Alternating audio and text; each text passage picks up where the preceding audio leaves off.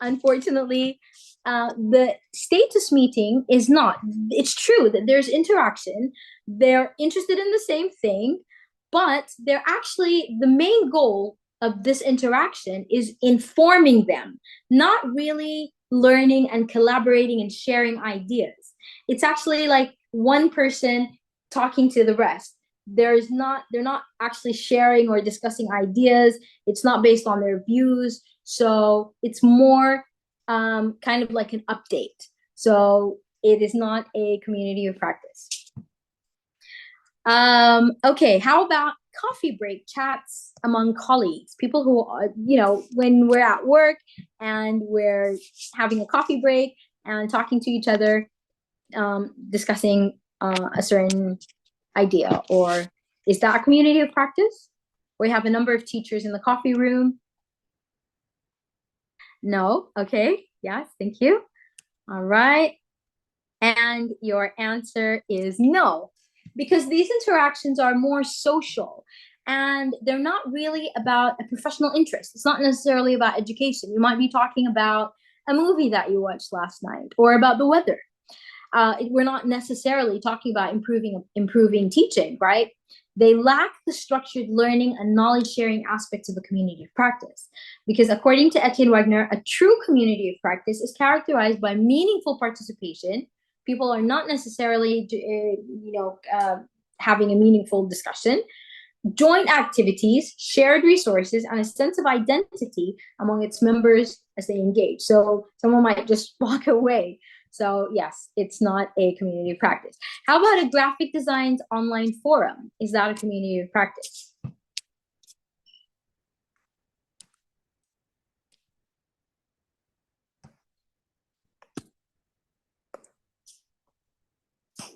Yes. Okay. So your response is right.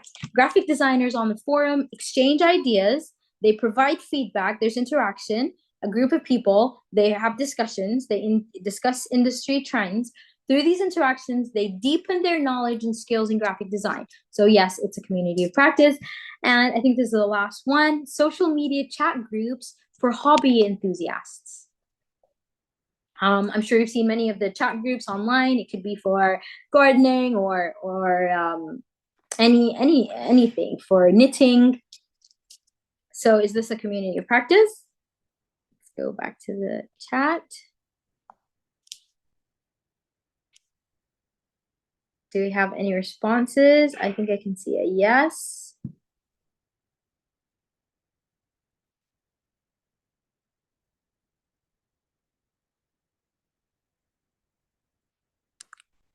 Okay, no, it is not. Although they involve discussions about shared interests, they don't have that depth of engagement and interaction that is required in a community of practice. Members may not be focused on learning and improving their skills. They might be just there to chat and talk about a certain hobby, but not actually improving their skills. So though that's what and it can be a little bit tricky. It depends on the approach. It depends on so many other things to make it a community of practice. So let's talk about the different types of levels of participation in communities of practice. So as I mentioned previously, we have core members, and we have TESOL International, the board of directors and the president. That is the core, the heart of the TESOL Association. And then we have, I'm going to use a different picture. This one is better. You have the core members. Then you have active members. These could be leaders of professional learning networks of TESOL, council chairs. So these are the active members. Then we have occasional members. From the name, you can see that they're not always there. Then we have peripheral, we have lurkers, outsiders, transactional, and transactional. So let's go back. How do people move from the periphery to the core? We need time, we need space, we need to communicate and collaborate and learn about the community of practice. We need to also know that there are lots of different levels. They're not there. You don't have to be a core member. You don't have to be an outsider. People have different levels based on their interests, based on their circumstances. And so these different levels translate to different different levels of interest translate to different levels of participation. So let's look at these in detail, the ones that I just mentioned previously. I just want to check the time. Are we good on time? I think we have. Yes, we still have time, like 15 minutes. Okay, perfect. Okay, so the core members, the core group is a small group, and I'm going to give an example using the TESOL International Association, which is the board members, a small group whose passion and engagement energize and nurture the community. So it forms the heart of the community. And this could be not only, if you just think about a school, or you think about even at home, right? You have the core member. If we're talking about a school, you have the admin, and then you have the coordinators, and then you have the lead teachers, and then you have teachers who are part-time teachers, and then you have people on the outside who could be the maintenance team, who are not always there and not really involved in the learning process. So the core group forms the heart of the community. They charter, market, nurture, and operate the community.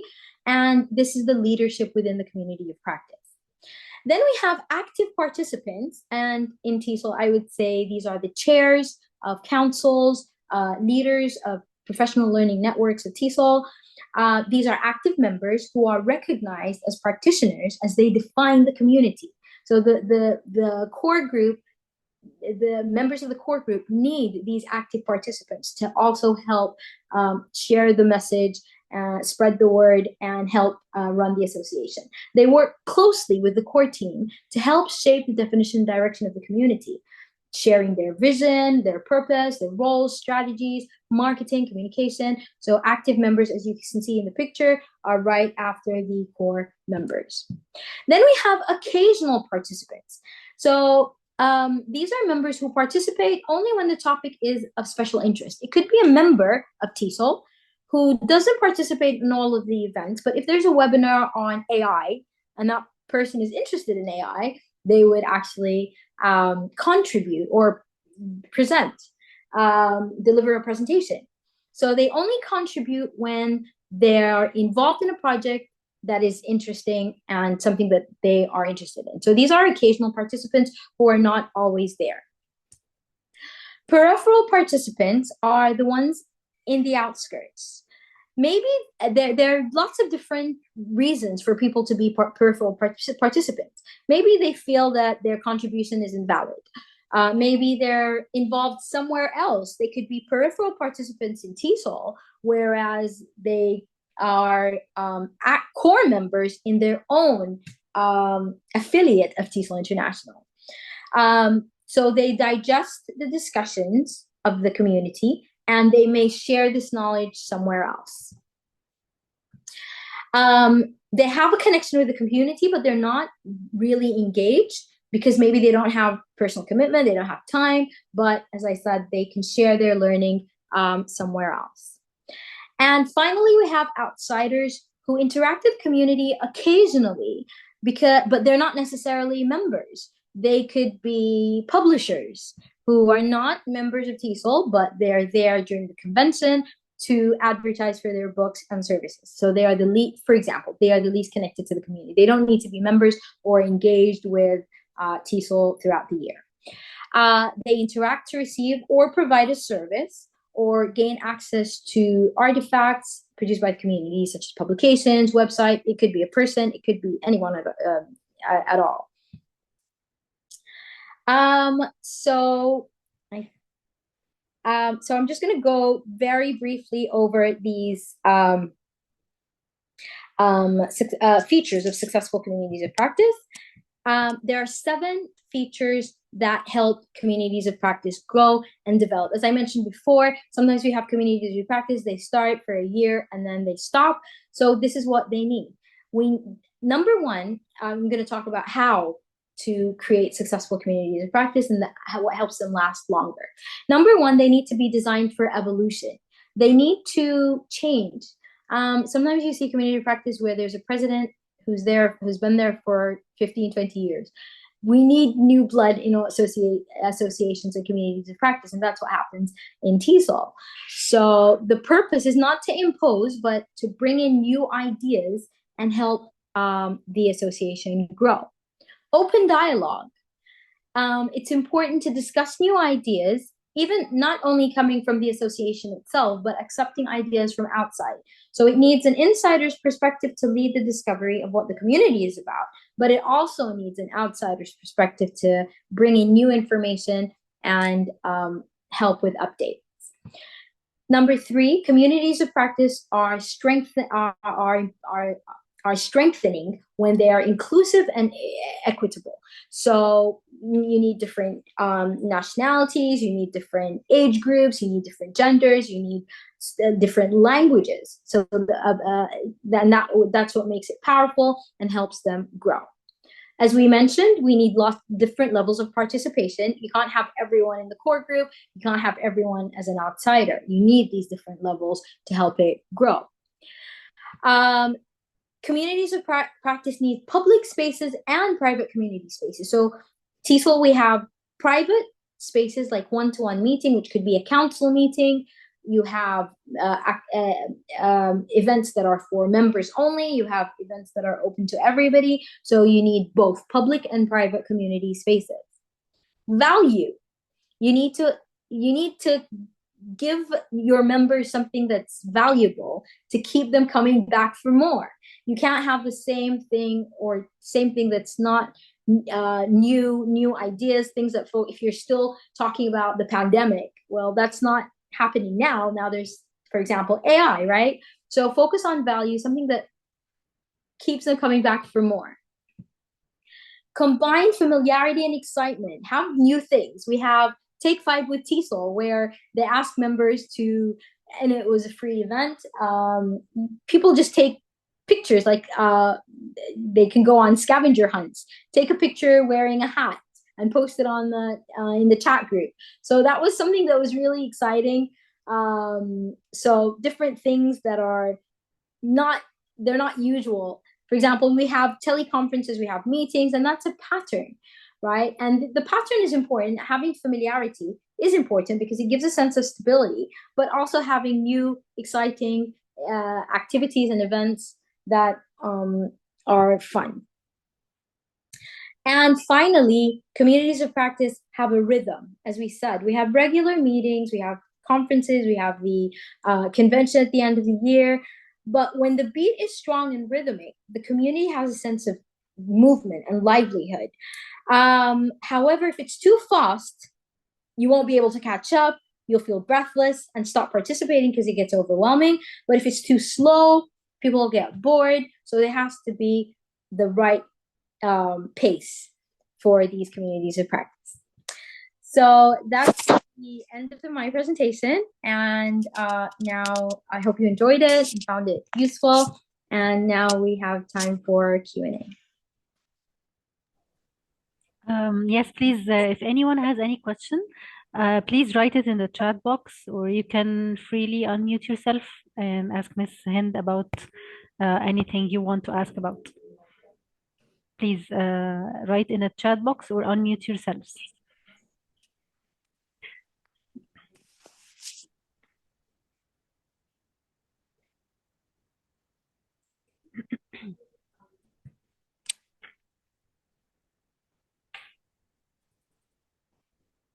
I think one of the things that just a comment is that I feel like, from my own experience, I feel one of the most important things that people need to do when they join communities of practice is looking at the organizational structure, looking at the different services offered by the community of practice.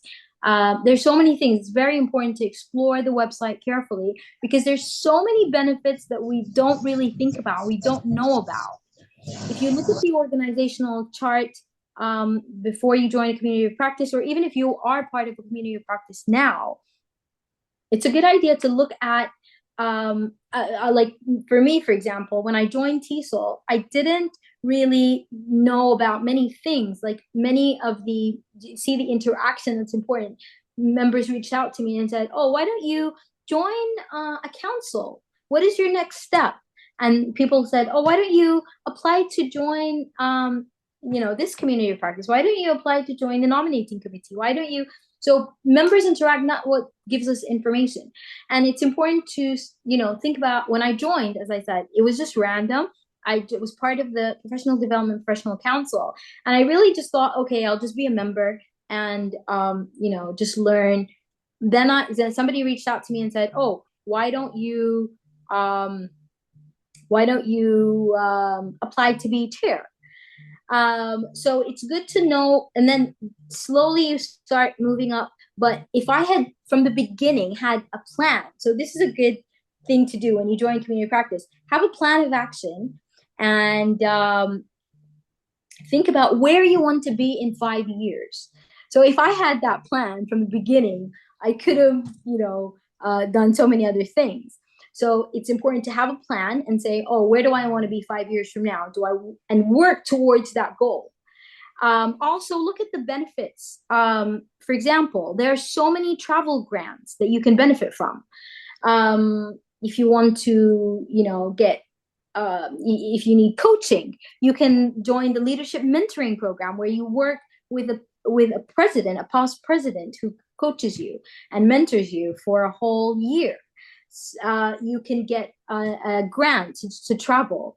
There's so many benefits that people don't know about. So it's a good idea to research the community, look at all the benefits, look at all the things that you can offer and all the things that you can get from the community. It will benefit you and your association as well.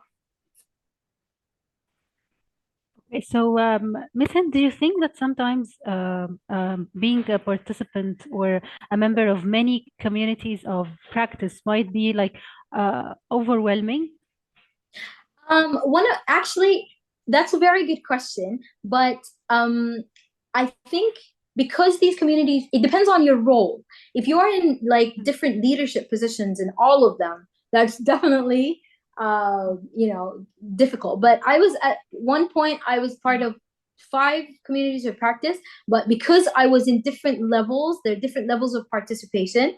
Like in one of them, I was the acting vice president, TESOL Sudan.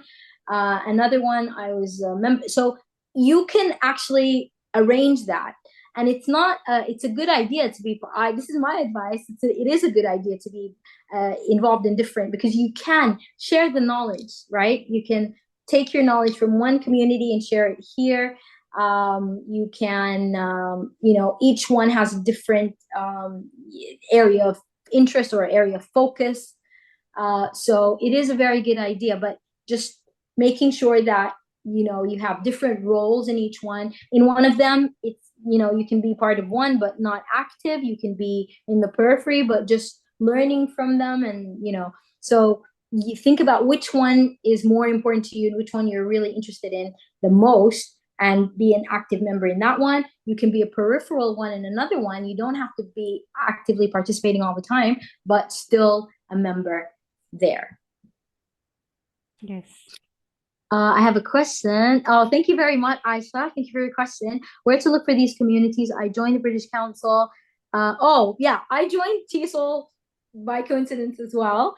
But yeah, the ones that I'm part of and I'm really, I think it's a good idea to join. There's the TESOL International Association. I'm going to put it here in the group. And there are also like group discounts. And then this is in the US, TESOL International. There's IATEFL, which is based in the UK. IATEFL. In Saudi Arabia, we have KSALT TESOL, which is an affiliate of KSALT TESOL, which is the Saudi affiliate, the affiliates of TESOL International in Saudi Arabia. You have, the British Council. So, by looking at all of the, so if you go to the TESOL website, you'll find a number of different interest groups. Are you interested in technology? Are you interested in, just look at the different groups that are there, and then you can join these groups, and then you'll find yourself moving towards the core. And there are so many affiliates of TESOL International in so many countries. If you just write TESOL International affiliates, I think there are 133 affiliates worldwide. Some of them have online events. Some are only face-to-face. TESOL affiliates.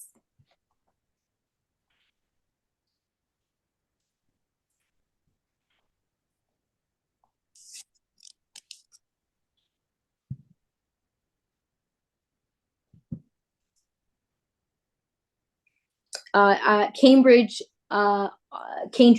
assessment. It also has groups, and not only that, but also sometimes if there is a group that in your own community of practice, if there's a group that you just want to, you find that many people are interested in a certain area and you want to create an interest group, that is also helpful. Like, for example, in TESOL, we had a professional learning network that focused on empowering women, and it was called Womentorship in ELT, and I was part of that committee. So it was there for a while, and it focused on helping women personally and professionally, and we had webinars and events for empowering women. So you can think about the needs of your community or in which country you're based in, and then see what they would need or what would be useful as a special interest group for your community. There's also an association that is the newest affiliate of the TESOL International Association, which is called TESOL Arabia, and that is why I am here right now in the UAE. There's a conference next week on the 19th to the 21st, and it's actually the newest affiliate of the TESOL International Association. It's the affiliate in the Emirates. These affiliates are smaller groups. Of the mother group is TESOL International, and there are so many different affiliates around the world. So you can check the website next year, submit a proposal. It's an opportunity to present, share your ideas. Also, it's an opportunity to travel, meet people, network, and all the benefits that we talked about throughout the session. Okay, Miss Hind, thank you so much. That was very informative and very interesting as well. It was like a new point of view for me. Like looking at it as from this perspective, I didn't know that we might be involved in many communities of practice without knowing this, like without knowing the concept. Yes, true. Yes. I'm glad you found it useful. Yeah, it is very interesting. And then very useful.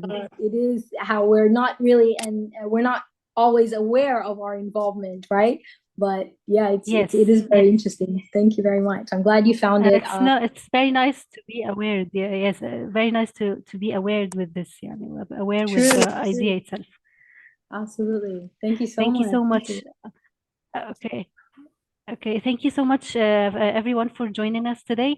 I will just now attach the link, or actually the QR code for our social media websites for everyone to join us and to follow us on the platforms to be updated with any upcoming webinars and professional development events. Okay, and at the end, if you'd like, Ms. Hind, we would like to take a picture of the attendees. Okay, so please, if there is anyone who wants to join us, please open your cameras just for a second. I think I should stop sharing my screen, right? Yes. Okay, there. Okay, are you ready? Yeah, great. Okay.